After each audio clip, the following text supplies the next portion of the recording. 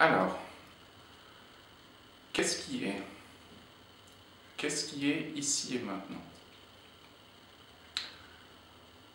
Si je me pose cette question, j'aurais tendance à répondre, ce qui est, c'est ce que je perçois, c'est ce que je vois. Donc maintenant, on peut se poser la question,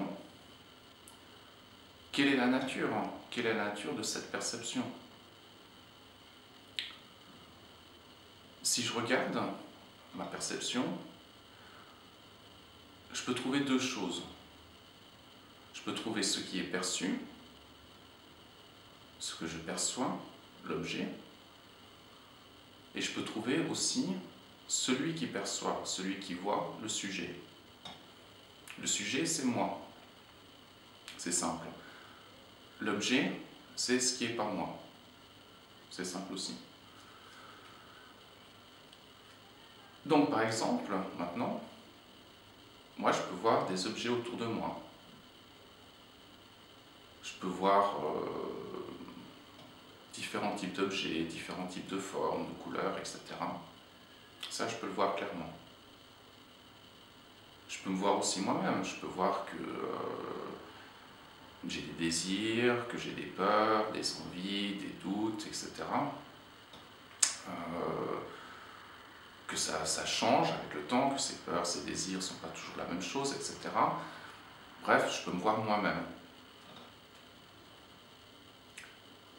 Mais si maintenant je commence à chercher la relation entre ce que je suis, le sujet, et ce qui est perçu, l'objet,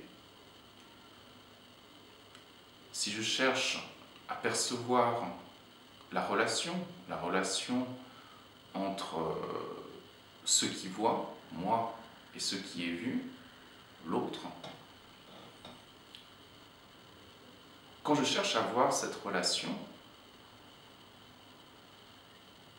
et bien en fait je ne trouve rien.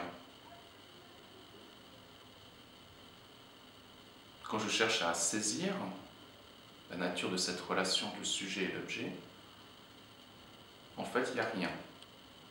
Il n'y a rien qui peut être saisi, il n'y a rien qui peut être trouvé, il n'y a rien qui peut être appréhendé. Ce qui veut dire quoi? Eh bien, que les choses existent. Moi j'existe, bien sûr. Les autres existent, bien sûr. Les objets animés, inanimés, etc., ils existent. Mais la relation, on ne peut même pas dire qu'elle n'existe pas. On peut rien en dire. On ne peut pas dire qu'elle existe, on ne peut pas dire qu'elle n'existe pas. On ne peut pas dire qu'elle est grande ou petite, ou bleue ou rose, ou je ne sais pas. Cette relation ne peut pas être trouvée.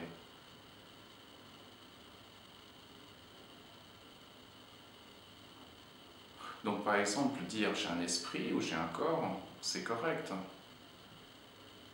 Mais dire par exemple j'aime pas mon corps, ou bien j'aime mon corps,